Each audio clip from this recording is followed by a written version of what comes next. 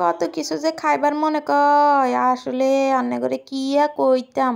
আসসালামু আলাইকুম, আন্নেরা কেক্কা আছেন? আই আলহামদুলিল্লাহ ভালাই আছি। তো আই আজকে লই আইছি আন্নে লেগে গরুর কর্মার রেসিপি বুঝেননি।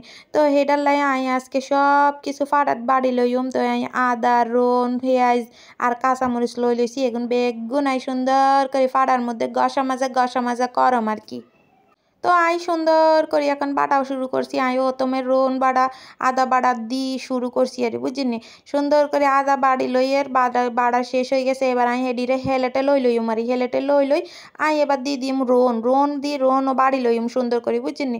তো এটা কইতেছিলাম আর কি, কোরবানি গোস্ত আসলে কোরবানির গোস্ত তো মানুষ কত রকম ভাবেই খায়। মানুষের কোরবানি গোস্ত একটু বেশি থাকে তো ঘরের ভিতরে, তো কত রকমের মন চায় খাইতে। তো আরও একখানা মনে করছে কোরমা খাইতাম, গরুর কোরমা আর কি, গরুর গোস্তের কোরমাতে আইও সুন্দর করে কদ্দুর গোস্ত লইছি কোরমা রান্ধনের লাই। তো আই কিন্তু এগুলো কাঁচামরিচও বাড়ি লই আর বুঝিনি, কাঁচামরিচও কিন্তু বাড়া লাগবো, কারণ আই তো এগুলো হলুদ আর মরিচের গুঁড়া দিতাম না। এগুলো তো কোরমার মধ্যে কিন্তু হলুদ আর মরিচের গুঁড়া দেয় না বুঝিনি। তো আই এখন চলে আইছি ফাতিলগা লই সুন্দর করে গোস্ত দুই লইছি, গোস্ত দুই এবার আই দিতেছি সুন্দর করে ফাতিলে, মানে আই যে ফাতিলে রান্ধো মারি এই ফাতিলে দিছি দিয়ে এবার আই যে এগুন বাড়াবাড়ি করছি আর কি। শিলপাটার মধ্যে সুন্দর করে গসা মাজা করে লেছি, এগুন বেগুন দিছি আদা রোন কাঁচামরিচ পেঁয়াজ বাড়া, এগুন বেগুন দিয়ে দিব। আর এগুলো কিন্তু আই হলদের গুঁড়াও দিতাম না, মরিচের গুঁড়াও দিতাম না বুঝেননি। তো আই এগুলো দিছি দারচিনি এলাচি তেজপাতা, এগুন তো অবশ্যই দিতে হবে। আর আই দিছি জিরার গুঁড়া দি আই এবার দিমু টক দই তো অবশ্যই লাগবো, টক দই দেওয়া লাগবো। আর দুধ তো অবশ্যই দেওয়া লাগবো কোরমার মধ্যে, তো এগুলো না দিলে আসলে কোরমার টেস্ট হয় না বুঝিনি। তো আই সুন্দর মতো এগুলোরে সবগুলোরে গোস্তর গা থালাই দিছে, হালাই দিয়ে আই এগুলো দিছি তেল দিয়ে আই ও আর তোর নুনই দিন। হাই হাই রে, এইটাই তো আসল জিনিস, নুন না দিলে কি হওয়া দইবনি। এলাই দিছি বালা তেল মানে হলো সরিষার তেল আর কি বুঝিনি, আঙ্গ দেশে এটারে কয় বালা তেল। তো আই সুন্দর করে এডিরে লাড়াচাড়া দি লইছি, লাড়াচাড়া না দিলে তো এগুন সুন্দর মতো গাত লাগতো না বুঝিনি।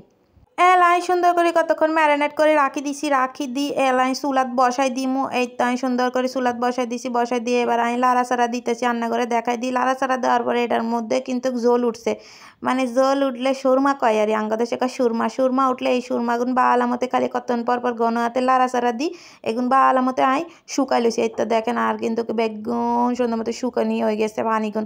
তো আই এগুলো দিয়ে দিছি কাঁচামরিচ কোগা আর হয়েছে দুধ তো দিতে হবে, রান্না করে প্রথমেই কইছি দুধ দিতে হবে।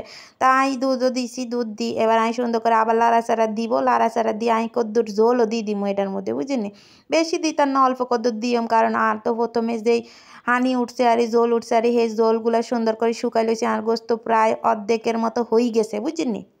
এলাই জল দিয়ে আরেকবার ডাকনা দিয়ে দিমু, ডাকনা দিয়ে আই সুন্দর করে লাড়াচাড়া দিমু। আই কিন্তু খোলা আইনে লাই আলু দিছি চুরি করে, আন্নেরা কিন্তু কিছু মনে করিয়েন না বুঝছেন, এটারে আন্নেরা একখানা দেখিয়েন না আরে।